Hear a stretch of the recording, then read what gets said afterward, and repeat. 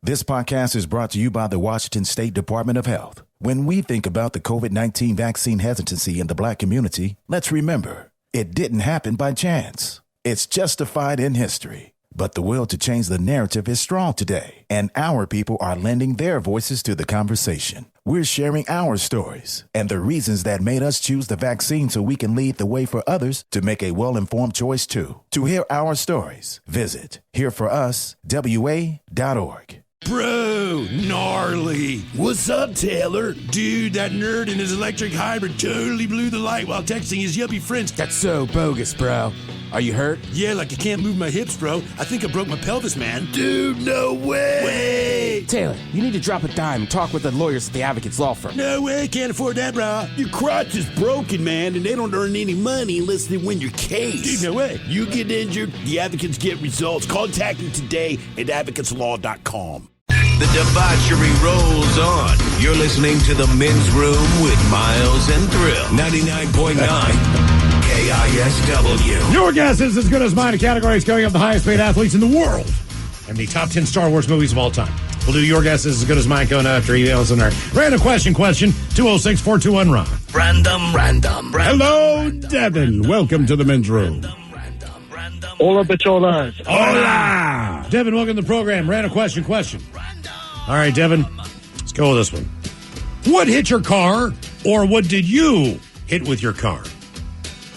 Well, I used to live in Los Angeles, and one day I was just going along.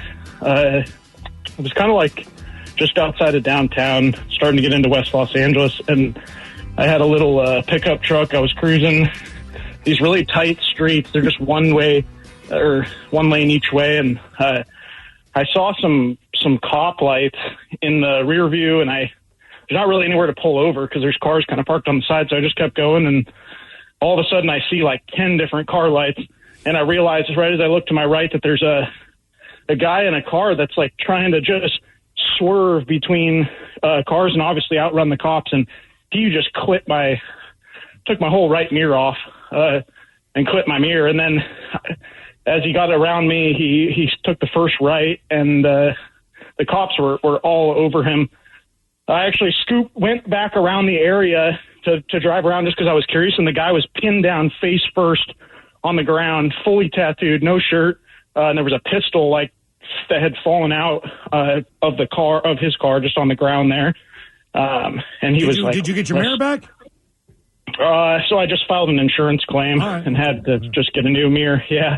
But that was a pretty crazy thing. It all went down like in 30 seconds from seeing the sirens to having my mirror off and then looping around and seeing him pinned on the ground. Yeah, he was obviously a gangbanger.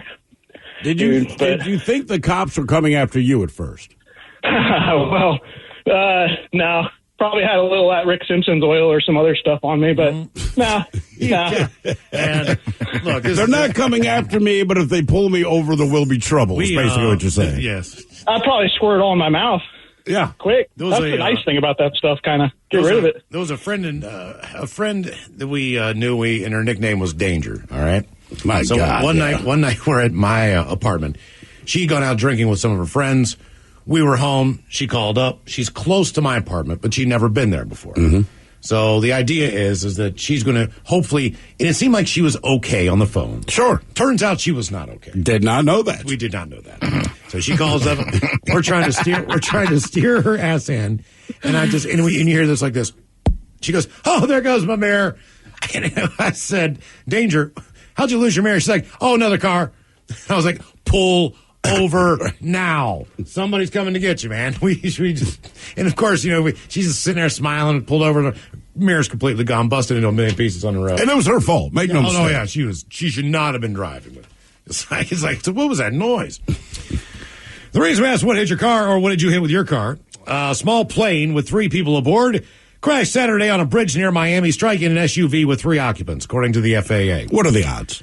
The 2 people aboard the plane were taken to a trauma center, and the 3 people with non-life-threatening injuries were taken to a hospital, according to Miami-Dade Fire Rescue. Department said Miami-Dade police would provide information on a 6th patient, and a report says that 1 person actually did pass in the accident. The single-engine Cessna departed from Hollywood Fort Lauderdale International Airport, bound for Key West, and soon lost power. The plane burst into flames after crashing. Video on social media showed the plane crumbled on the inlet bridge with a damaged SUV nearby. And a man can be seen scrambling from the plane and being held by others to the side of the roadway just before the aircraft became engulfed in flames. You said Hollywood Airport to Fort Lauderdale? Basically, How long? They were flying to Key West. So that is a 2 to 3 hour drive from Miami to Key West, Ryan. Yeah, Fort Lauderdale Airport to Miami. I mean, you're talking about 20, 25 miles. That's what I'm saying. Right. So if Basically, you're in a Cessna, this is, hey, we got the money. Let's get there quick. Have a good, I don't care who you are. You get on a plane. You're following Highway 1, basically, all the way down. But you're not particularly scared of flying, but it's still going to go through your head, right? So what happens when you recognize mortality. And a lot of times you go, man, flying over the ocean, it's a 9-hour flight, it's a whatever flight. And granted, anything can go wrong in any amount of time. Mm-hmm. I would have zero fear of getting on a plane if you said, basically, we're flying from here to Bainbridge. I'd be like, yeah, all right, man, 30 minutes in here, what could go wrong? And somehow that much went wrong in that little bit of amount of time. Random. Hello, Jess. Welcome to the men's room. Hola. Hola. All right, Jess, welcome to the program. Random question. This is going to be an interesting one. Jess, what would you say is the maximum distance that you call walking distance? Oh, wow. Well, not to date myself, but I'm going to be turning 30. Well, I might as well just tell you, I'm going to be 37 in a couple weeks. But when I was younger, I would say anywhere between 5 and 8 miles. But I used to be in a lot better shape and skateboard. But nowadays, maybe like a 15-minute walk to the store. That kind of annoys me because then it's going to be 15 minutes to get back home. So it's a half hour if you think about it. Oh, my God. Look out. I know. It's also a half hour if you just add them together. So plus the amount of time that you have in the store. So 3 miles is basically where you're at. Yeah, I think that's a fair get, or far distance, or Okay. It definitely Yeah, gets it's fair to say shorter. 3 miles. But it's weird because Walking distance in my mind means you're not exercising. You're going someplace. Yeah. It's different. Like I'll go out on urban hikes and just kind of do a loop around Ballard and Fremont and all that and just walk around. Hell, I'll walk up on Finney Ridge just to see things and get outside and do that. I'll walk into work when the weather gets a little bit nicer. That's just practical. But I think, and if I'm going to a sporting event, typically if I go to UW, I can walk the Burt Gilman Trail the entire way to the stadium, not have to pay for parking, not have to worry about how much I drink. Yeah. And walk back. That probably takes me half an hour, so it's probably 6 miles round trip. But to me, that's a destination walk, It is, but it depends what you're doing. If you're in Seattle and you say, hey, we're going to walk 17 miles, everyone would freak out on you, right? I mean, there's no question. I get it. I'd freak out too. I don't want to do that. We took the kids to D.C. last summer. And when you're in downtown D.C., you want to see all the things D.C. has to offer. D.C. does a reasonably good job of having them in one general area, but that one general area is fairly expansive because there's a lot of parks, etc. So the kids, at the end of the day, we told them, hey, man, check your phone. They walked 17 miles. And they were proud of themselves. But if I said we're going to walk a mile, right, from our home to... bitch. It would take 40 minutes to get them out of the house. So even to Mexico City, our top day, we did 13 miles. And again, you're not thinking about it because you're just walking and you're doing stuff and you're seeing stuff. So nobody cares. So it really depends on your sales pitch. If you say we're going to the store or going to work or going to a friend's house and it's more than 3 miles, nobody wants to. I walked 9 yesterday, but I just consider it golf. Yeah, exactly. That's just what I walk. People look for the closest parking space and it's like they're going to a mall. You're at the gym. Right. You're going to get on the treadmill and act like you went 20 miles, but you need the closest parking space because you can't walk 50 feet to the goddamn front door. It just doesn't make sense to me, but that's how people perceive things, man. Same thing with the grocery store. Exactly. People circle round. Like, dude, you're going to walk in there. It's a super Fred Meyer.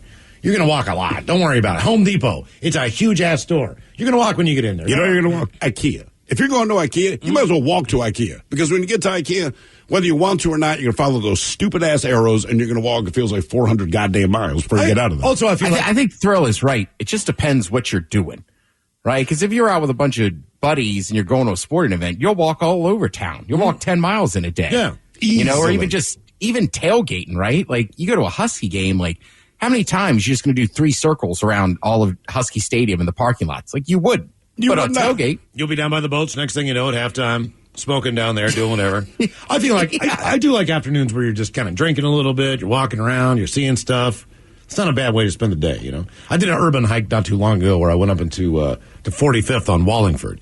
The first thing I did was I stopped at the pot store. Then the next thing I did was I stopped at Dick's and got a cheeseburger. And then I stopped at, like, the Sock Monster or bought some socks. And then the next thing you know, I'm in the Octopus Bar. And then I'm in the Pacific Inn down below. Like, I did 6 or 7 miles, but I stopped along the way and got a drink and a shot on it. Sure, yeah. What's a favorite thing to do when we go out of town? Bar hop. Walk around. Great way to see a town. Great way to see a town. Absolutely, man. There's nothing better than that. I just, now they asked people, the reason we asked, what's the maximum distance you call walking distance? A new poll asked people what the maximum distance they still consider walking distance. 27% said within 30 minutes. We'll say 30 minutes is about 3 miles, depending on how fast you walk. It's a little less. It's about a mile and a half. The average person walks 3 miles an hour. So if they want to go 30 minutes, it's about a mile and a half. Yeah, I think the rule of thumb is about a 20-minute mile when you're walking. Correct. Okay. That was the most popular response. 27% said within 20 minutes.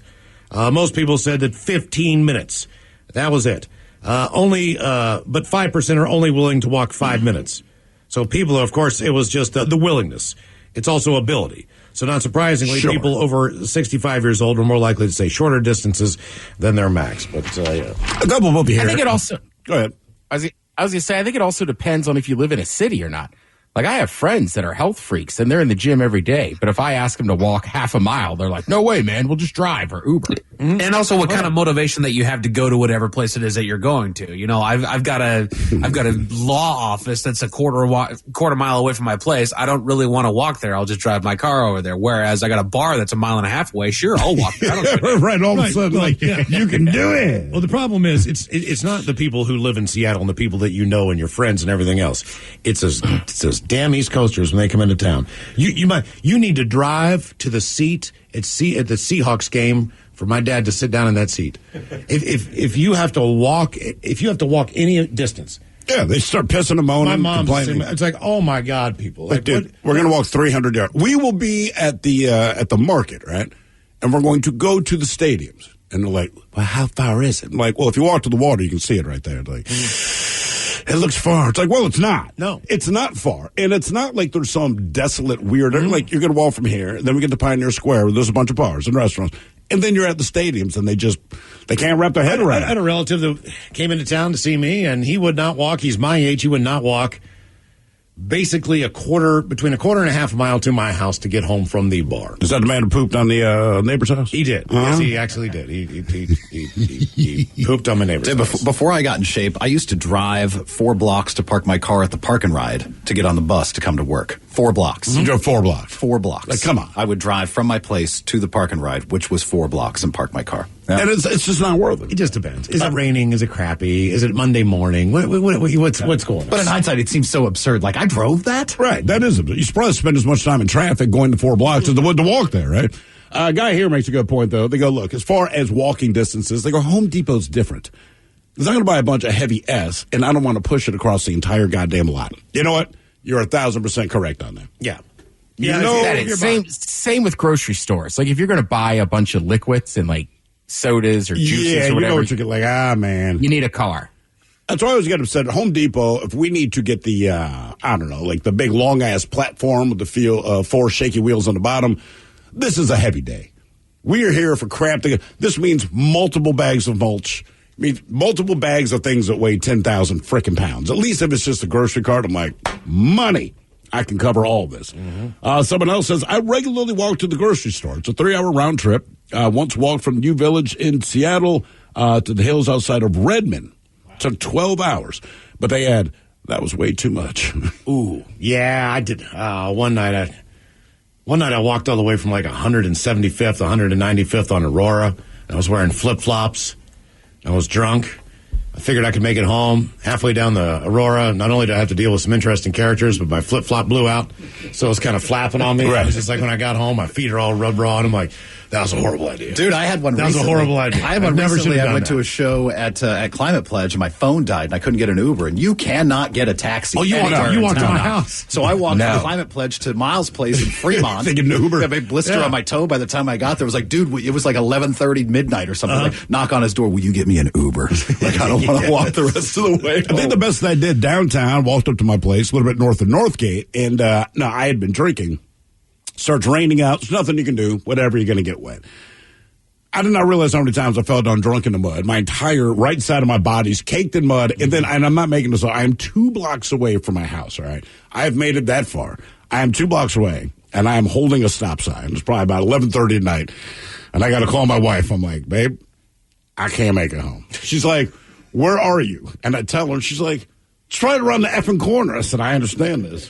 What I'm telling you is, I can't make it home. I can't make it home. Where did you live? You left from, from downtown. You left from Greenwood that night, right? Was it? Yeah. It was on Finney. Yeah, Finney. I walked the other way. That wasn't nearly as bad. Because she was like, "How did you make it that far?" I'm like, "I don't know." I literally. Then I remember she pulls around in the car. She had that look of death on her face. Kind of helps me into the car. We get home in 80 seconds, man. Go to bed, and she was like, "You are pathetic." What was I'm like, I know this. What was the name? And I was trying to remember the name of this place. For whatever reason, I don't know. What was the name of the old cigar bar that used to be down Teeny Biggs. Teeny Biggs. Did a night at Teeny Biggs with like Ronnie and Hair Club and a couple other people. And I decided, and they were kind of new, obviously, to town. And this is when you could smoke in there and everything else. So this is on First and Denny. Yes, Denny. Correct. Down by Sean Kim's place now. So I determined I'm going to walk home because you know what? Why not? Let's go see this. Let's go see the town a little bit. This is easy. Just went over top of this Queen Anne Hill. No big deal. So I get up to the top of the Queen Anne Hill, which is a bitch to walk up. You walked up Queen Anne? Oh, yeah. I get up there, but there's this. You didn't walk around it. You decided to go. I didn't. Dexter, bro. That's the way to go. I went straight up this damn thing. So I'm following those 3 radio towers. I've done it 2 miles. I know that water fountain at the top of Queen Anne. Yeah, so the 3. I'm following the 3 radio towers. I got this. I get to the top of the hill. Like it's the North Star. And I look down, and I see the Fremont Bridge. And keep in mind, it's 12:31 a.m. at this point. Right. And I'm just kind of cruising through the neighborhood, doing these switchbacks, trying to figure out how to get to this bridge. There's a Fremont Bridge. Just get my ass down there. I walk across the bridge. The bridge is longer than it normally is. I'm like, man, oh man. Yes, on that day, I'm slow. Slightly longer than normal. It was. It's like, what is going on? And I realized when I crossed the bridge, I'm like, I am in Ballard. Oh, that's the wrong bridge, man. Like, damn it. Now I'm still like a mile and a half away. And there's no Uber back then. I gotta walk by the Fred Meyer. Yeah. Now I gotta go to Mike's and get a beer. Oh, no, they're closed. It was way late. Man. Random. Probably went into Hattie's hat. Random. Hello, Tanner. Welcome to the men's room. Hola, guys. Hola. Tanner, welcome to the program. Random question. About walking really quick. Ted, you'll understand this because he knows the area. You know every area, it seems like. But I once walked from Bainbridge Island to Indianola. How far is that? I don't even want to know. All right, fair enough. Is it on the same island? Oh, it's on the Kitsap Peninsula. So I went from Bainbridge Island, walked on Kitsap Peninsula, and then all the way to Indianola. It was a trek. Yeah, there's that bridge over Agate Pass. Oh, okay. All right, let's go with this. Yeah, Tanner. that's a good walk. When did you realize that you maybe had said too much? You talked a little too much. Oh, geez. Other than when you called here. Yeah, that's what I was going to say. Maybe that's probably the key. It's definitely my DUI. Okay. What was the situation? Oh, well, I fell asleep, but as the judge says, I passed out behind the wheel. And I rolled for I was going probably 70 miles per hour on a 2-lane road, and rolled for probably 7 times, completely wiped out a deer somehow in the process. You hit a deer. But, yeah, I was passed out, as the judge says, and I woke up and my car was on its side. It was smoking. I got out, and there was just a dead deer there, and I remember petting it and being like, what the hell? Is this real? And being like, oh, I'm not going to get out of this one, Tanner. And then said the most is I told the police officers, I was like, yeah, I have a drinking problem. And, yeah, that does not go well over in court. Well, it does and it doesn't. It goes over well because they don't have to do a lot of hard work. You know, it's one of those days where they came in maybe thinking they'd have to do stuff, and then you open your big stupid mouth, and they're like, oh, this is easy. Yep. That said, they'll still say some negative things in your direction, but really, you made everyone's life real easy. Real easy. Actually, I was in traffic court once, and this is true. This is sad. There's this chick in there. And so, traffic court, it's all just this petty crap. But they nailed you. They're going to take you to court. And this girl goes up, and the judge says, hey, just so you know, it says here that you were speeding. And I don't remember what her speed was versus the speed limit, but the judge pointed out the officer that ticketed you is not here. And this is the judge saying this. So if you just tell me you weren't speeding, this goes away. So, no, I was definitely speeding, definitely. And so all of us that are waiting for our turn to go up, we're all looking at each other like, maybe she didn't hear me. So the judge, again, trying to give her the olive branch, goes, yes, ma'am, listen, the officer that cited you is not here today. So if you tell me that you weren't speeding, and he's slowing it down so she can absorb it, then you don't get any points on your license. You will not owe us any money. I just need to hear from you whether or not you were speeding. I really was. We were like, oh, my God. He tried it a third time. She still was just like, no, I was speeding. He was like, Jesus Christ, fine, $390, 2 points on your license. Yeah. Like, he was pissed after that, made it worse for the rest of us. Yes. Reason we asked, when did you realize that you may have said too much? A man who reported his truck stolen on Monday was arrested after authorities learned he had stole the truck 5 days earlier in Delaware County. Police said 36-year-old Brett Red of Columbus reported his truck was stolen by his passenger at a gas station on Cemetery Road. Police were able to catch up on the truck on Main Street. Suspect, identified as David Harrison, ran from the vehicle, but was arrested in a nearby residential neighborhood. Hillard police later learned that the truck was originally stolen by Red on May 4th. According to an incident report from the Delaware County Sheriff's Office, the vehicle was taken from a landscaping company in Powell. So now both men have been charged with receiving stolen property. So dude stole the truck, and then someone stole the truck that he stole. Called up and said, and he called the cops. The truck that I stole. Bro, lick your wounds, take your losses, move on, man. More of the Random Question coming up, 206-421-ROCK. This podcast is brought to you by the Washington State Department of Health. As we continue to listen, learn, and grow, we are amplifying Black voices and perspectives in an effort to start a new COVID-19 vaccine conversation. We're sharing stories intended to help us navigate this unprecedented time together and to co-create solutions in support of the Black community. Hear these stories at weconsiderwa.org. Well, great balls of fire, Bubba. What happened, Buford? That crazy son of a Sal blew right through that four-way stop on Main Street and plowed into my cowboy Cadillac. Your what? My pickup truck. And I'm pretty sure my leg is broken, Ted. Oh, quit your bitching, Buford, and talk with those side busters at the Advocates Law Firm. When I got busted up last month, well, shoot, they made sure those snakes at the insurance company played fair. Boy, howdy. Even that creepy so-and-so Kyle earned his keep. So if you get injured, the advocates get results. AdvocatesLaw.com. Realtors abide by a code of ethics. This is Article 9 in action. Beth, a first-time homebuyer, knew nothing about the home buying process, except that she wanted to buy a home. But her realtor had the expertise to make sure Beth understood every document, even giving her copies to review with her lawyer so Beth could close on her first home with confidence. Complicated things explained in simple terms. The difference between an agent and a realtor is real. Realtors are members of the National Association of Realtors. That's who we are. Debauchery rolls on. You're listening to The Men's Room with Miles and Thrill. 99.9 KISW. Random question, 206-421-ROCK. Random. Hello, Dave. Welcome to The Men's Room. Good afternoon, gentlemen. Hola. Dave, welcome to the program. Random question. All right, Dave, let's go with this one. What would you say is either your best or your worst memory from your high school days? Wow.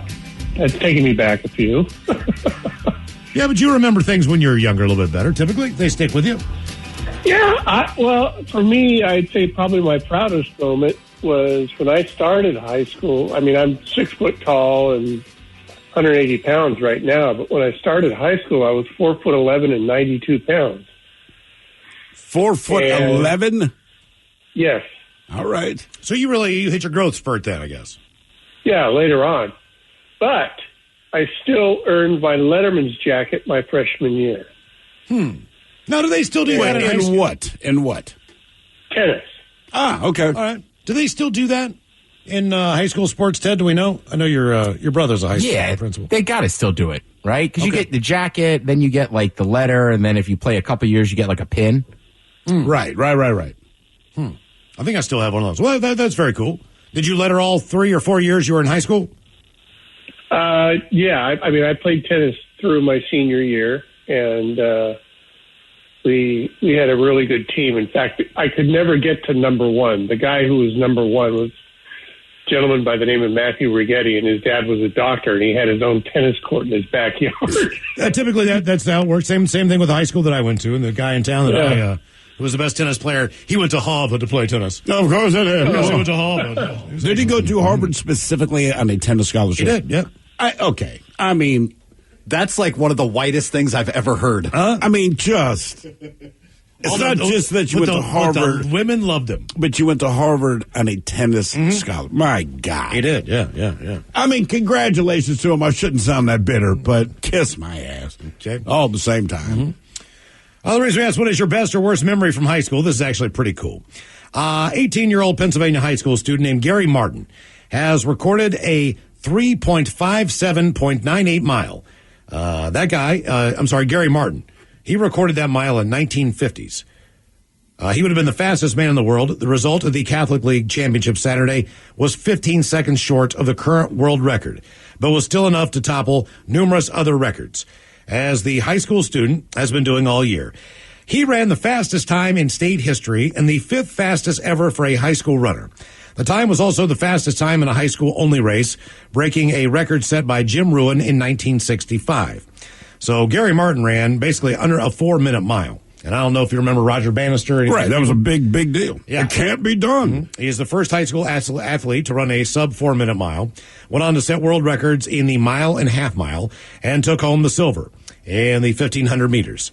Martin, who will run at the University of Virginia this fall, told the Philadelphia Inquirer that he isn't looking too far ahead. I mean, that was a big one, 4 minutes. That's a big barrier for a high school miler, he said. Now it's just about getting faster, running as fast as I can. So I wouldn't say there's a specific time. I'm just going to try and enjoy the rest of my senior high school year and not train nearly as hard, since I did that in the basically that was the end. I I did that. I'm going to loosen up a little bit. The 4-minute mile barrier has been broken by a total of 14 high school runners, and it is falling more frequently these days. But he basically hit the best number in a 34-year gap as far as a sub 4-minute mile. That's not too bad for high school seniors. That's crazy. I admit that I don't pay much attention to track and field, but in the last week I've seen 2 videos.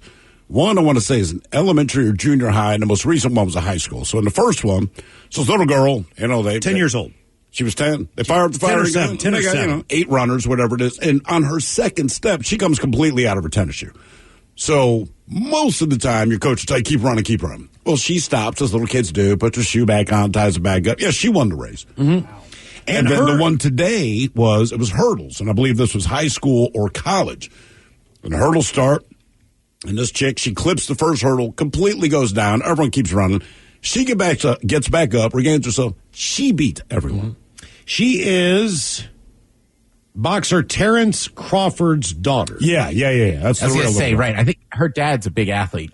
Yeah, but I mean, Steve's right. She ran, like she literally stopped to put her, because that's what kids do. And you're like, oh, that's kind of cute. And then she toasted their ass after that. Mm-hmm. That was impressive. Yeah, and the chick today went down on the hurdle. Everyone else kept running. She gets up, and typically when you go down on hurdles, man, you're not gaining ground again. She beat everyone again. I mean, this girl flew. I'm like, oh my God, man. Castle, what was your best half marathon? Best half marathon was 1:49. That's the one I did with you when you had to stop and use the gentleman's run. I still got under 2 hours on one half marathon. Dude, I was sitting at the finish line for so long, I thought maybe I had missed him. And Miles comes across the finish line and he looks at me and he goes, "I have stories." I do. It was absolutely insane. Yeah, that one was 1:49, like 50 or something like that. Mm-hmm. That's not the one where you had to poop. Well, but like every spot pot or something was taken or whatever. There just weren't a lot of them. It was up on Snoqualmie Pass. There just weren't a lot of opportunities. So, believe it or not, there's a train tunnel up there. Yeah. And the tunnel, you start at the other side of the tunnel and you run through the tunnel. At the end of the tunnel, which was probably 2 miles or a mile. It was early. It wasn't that far in. There was a bathroom, but you got to remember, like, this is a state park bathroom. Right. So I thought maybe there'd be like porta potties along the way or whatever. And typically in these races, every mile or so, there's going to be bathrooms or something. And but this one, no. And there was about 20 people waiting in line. So the people who went through that tunnel were like, I've got to pee bad. So they were waiting. And I'm like, you know what? I can hold it. I get to mile 3 and I'm like, is there a bathroom? And the lady's like, I think there's one at mile 5. I get to mile 5. There's a guy there at the water station. I think I'm like, man, there's no bathroom here. He's like, no, it's like 6. It might be that. It's like that next one. I think it's at 7, right? I'm like, all right, man, you sure? He's like, yeah. Because at this point, he's been holding it for an hour now while running, which is really hard to do. I'm over the hour point. I am pinching, man. I mean, it's hard. I've already got the chafed butt because I'm just pinching. It my hurts butt so tight. And then I get to 7, and I look around, and I'm like, you got to be kidding me. Where's the bathroom? And the woman says, oh, we don't have a bathroom here. And I said, where's the bathroom? She's like, I think it's at 9 or 10. Oh, my God. And I'm like, oh, God. So when I get in there, I mean, it is game on. I sit down, and it is just thunderous. It is. And keep in mind, I'm pooping down a tube into a lime, ground area. Right. This place reeks. It's awful. There's flies everywhere. I'm like, oh, God. Oh, man. Let loose. There can't be anything left in me. Oh, and you're breathing all heavy because you've been running, so you're just heavy mouth breathing, sweaty. And now when you stop, the sweat it gets more, so it's harder to pull up your pants. Your body's still sticking together. My nipples are rubbed raw and they're bleeding. I just drop this heinous crap. I get honestly a half mile down the trail. I realize I got to go again, and I'm still at least 2.5 out. I'm like, oh my God, this is the worst day of my life. Then we get to the bottom of the finish line, and the dude who was supposed to drive the bus to take us back to the parking lot, he got drunk the night before and didn't get up that morning. We walked down to where the pickup was supposed to be, and there's like no bus, and there's like 30 people down there waiting, and no bus ever showed up. Mm-hmm. Or eventually it did, but we waited for a long time. Oh, we were freezing. That's nothing. When you're done, you need a jacket or something. And I had already been waiting for Miles for a half hour at that point. It seems like it. Miles, I got to tell you, I had to poop once during a sparring session. Oh. And same thing. You get gut shots, right? Well, you get out of the ring, right? But then, before you go to the bathroom, I got to get my coach. I'm like, you got to take these hand wraps off. Take gloves off me. Or help me with my pants. with the gloves on. Yeah, but same thing. Everybody's out there. You're in a gym bathroom, just dripping sweat. It was awful. It was terrible. If you can't wipe your ass with gloves on. Hello, Stephen. Welcome to the men's room. Hola, gentlemen. Hola. Stephen, welcome to the program. Random question. Let's go with this one. Stephen, what did you get locked out of? Oh, gosh. That's an easy one. I get locked out of my own office 400 times a day because I constantly forget the key. Even when I loop it around my lanyard, I will magically somehow unhook it from my lanyard and walk out of my office, and I'm locked out again. You have a door that just automatically shuts? No, it's in a medical area, so I have to make sure that I have to keep it locked, and every moment it's locked, and I just have to pop out all the time if there's an issue. They need me at the front of the clinic or something, and I'll pop right out, and sure enough, I will forget that gosh dang key every time. Who do you have to bother every single time? Who's getting annoyed with you that you continually lock yourself out? So I got to switch it up. You can't go to the same person always because then they just get annoyed and you can see that they're annoyed. So you got a few, I would say about 5 or 6 people that I bother throughout the day in stages so that they don't think that I'm always going to them. Yeah, or at least you think it out, man. They changed our security system in this building, so it used to be you just had a secure building. You just had your badge, ID badge, whatever. You wave it in front of this magic pad, bam, you go to the floor you're going to. Well, about a month and a half ago, they switched it from that. Then now you have to have an app, which serves absolutely no purpose more than the fact that the management here signed a contract with these app people, right? It's no more secure, nothing like that. But the problem is, either you had to make sure your app was up and running, or you had to remember your phone. And typically, when we would go down to the smoke, I don't bring my phone. You just didn't think about it. I've gotten fairly habitual now, but I realized for about the first week, every time I walked in, Security figured out what the problem was because they hear me drop a very loud F-bomb because that's just how I roll. And they would already be getting up from the desk with a smile going, did you forget your phone? I'm like, yeah, what gave it away? I'm like, because you screamed the F-bomb. And then we know what it is. We know that you've forgotten your phone. It's gotten to the point that this guy, Chaz, that we work with, well, his office, he's right next to the door that enters our floor. And as we're walking down the hall, he would just yell, you guys have your phone? And it's about 50-50. Like, Chaz, thanks for the good hookup, man. And Miles, now, you like yourself, weren't you, I did not work with you at the time, but what, you like smoked weed on the roof of whatever building you're working at, but the door locked behind you? I had like something in the door just to keep the door open. That slid out. So now I'm screwed. Basically, the only way that I got down, this is like 2:30 in the morning. One of the guys who did the remote DJ shows had driven like an hour and a half away to do this high school dance. So it just took him a long time to pack up and get his ass back to the radio station. Sure. He was also the morning guy, but this is like a Saturday morning, so he wasn't supposed to come into work. He was just dropping the equipment back off. So he pulled into the parking lot, and I'm like, oh, God, Kevin, thank God you're here. He's like, hey, man, what are you doing on the roof? And I'm like, and then you got to remember, too, he's like, I was wondering why there was nothing on the radio station. Oh, my God. For how long? I mean, who knows? I mean, I did that once, half hour. Probably at least a half an hour, because you're playing CDs. Right. Those CDs, you have 9 million songs on them, whatever the hits are this week, you kind of dial into that. That was my job. So all the carts, all the commercials, none of that stuff was playing. The worst one, though, for me, just as far as I have an absolute fear of heights. And I just moved to Pasadena, Maryland, which is not the greatest area in the world. And I'm on the third floor of an apartment building. All right. The apartment building, it's kind of 50s, 60s. But one thing, the windows and the doors in this place had never been replaced. So the sliders are old. Everything's kind of old. I walk out to smoke a cigarette, and I just reach back and kind of I just gave it a little too much on the door. Okay. So when I threw the slider back, I heard it go click, click. And I was like, the thing dropped because I slammed the door so hard on the slider that it locked on the inside. And I'm like, you have got to be kidding me. So now I'm just sitting out there and I'm standing and I'm just looking. And I know for a fact that, number one, this is before the age of cell phone. Phone's inside. Wife's not getting home until way later because she went out with her friends for dinner and they were going to go party and do all their stuff. Right. We were young. We were 25, 26 years old. So she's not coming home before 1 o'clock in the morning. So now I have to make the determination.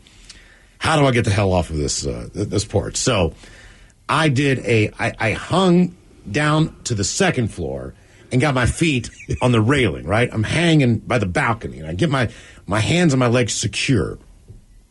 I turn around, and at that point in time where I turn around, I realize I'm starting to kind of fall and lean. Yeah. But I'm also on the second floor. So I'm about, say, 13, 14 feet high. But my feet are on the railing, so it seems so much higher. So I'm just like, F it. So I dove into the grass, man, and I landed on my feet. My feet hurt like hell, but I was like, I'm alive. Right. I'm alive. And then I go to my front door, and guess what? It's locked. It's locked. So now I got to hang out with Bernie downstairs who just smoked crack all the time, who stole my cat. I'm like, oh, the dude stole. Yes, exactly. So basically, I hung out with him for the rest of the night because I couldn't get into my damn home. And that's how Miles started smoking crack. Yeah, yes, pretty much. I mean, that's all I do. I was going to say, that's a good way to pass 10 minutes. You know what? Bernie looked like the guy. Bernie looked like Lloyd Bridges on Airplane when he said, I picked the wrong time to stop at Right. Blue. Like, his hair was always just shot up. He always just looked really surprised and smelled of chemicals. Like, you walk into his house, you're like, oh, God, Bernie. He's like, yeah, man. He's like, I got to tell you, man, I've been up for like 2 days. I'm like, yeah, I can tell, man. Right. I can smell you from here. You smell like a mixture of BO and bleach. Yeah, you look like a crackhead. Yeah, I was going to say, you just described a crackhead. Pretty much. Like, all right, give me a hit of this. I got nothing else to do. He didn't smoke weed either. Oh, the reason we asked, what did you get locked out of? Why would he? That would ruin Harsh's eye, man. Well, what can I tell you? They say that pilots maybe cannot lock themselves out of a cockpit on an airplane. Turns out that's not true. That required, I guess, basically what you need to do is the same as you do if you forget a key at home. You enter through a window. For a pair of Delta pilots, this involved crawling into the 737 flight deck. A hilarious video has emerged of a Delta pilot using a luggage conveyor belt to enter the window of a Boeing 737 aircraft. As the pilot struggles to enter head first, His co-pilot basically gives him a helping hand, just shoving his ass through the window and then guiding his legs to get him fully inside. Could you imagine getting ready to get on an airplane and this is how you see your pilot and your co-pilot enter? Yeah, because you're sitting at the gate, you're looking at your plane, you realize they can't get in, and they took the conveyor belt for your luggage. Basically, the conveyored his ass up there, then you're watching these two buffoons slide to the side of the window. They say the article, why was this even necessary? If you've never taken a closer look at the onboard entrance to the flight deck, and who has, you've noticed there's a keypad in which pilots can input a code to enter the flight deck. Couldn't the pilots, they say, just have entered the cockpit that way?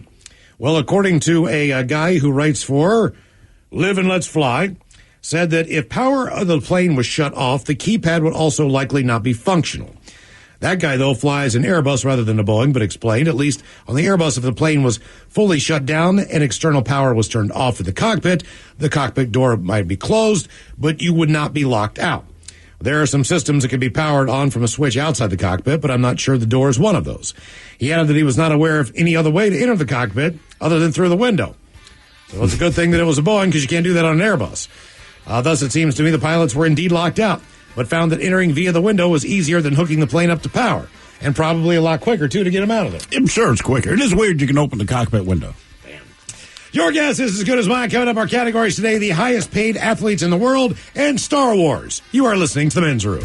This podcast is brought to you by the Washington State Department of Health. As we continue to listen, learn, and grow, we are amplifying Black voices and perspectives in an effort to start a new COVID-19 vaccine conversation. We're sharing stories intended to help us navigate this unprecedented time together and to co-create solutions in support of the Black community. Hear these stories at weconsiderwa.org. Realtors abide by a code of ethics. This is Article 9 in action. Beth, a first-time homebuyer, knew nothing about the home buying process, except that she wanted to buy a home. But her realtor had the expertise to make sure Beth understood every document, even giving her copies to review with her lawyer so Beth could close on her first home with confidence. Complicated things explained in simple terms. The difference between an agent and a realtor is real. Realtors are members of the National Association of Realtors. That's who we are. $20 million, $19 million, $6 million. These are all awards recovered for clients of Phillips Law Firm. To win big, you have to fight big. And Phillips Law has been fighting the too-big-to-fail insurance industry for decades. Not every case will have a multi-million-dollar outcome, but Phillips Law will fight just as hard to recover the outcome you deserve. If you or a loved one has been injured in a car accident or on the job, call or click today at 1-800-JUSTICE or visit justiceforyou.com.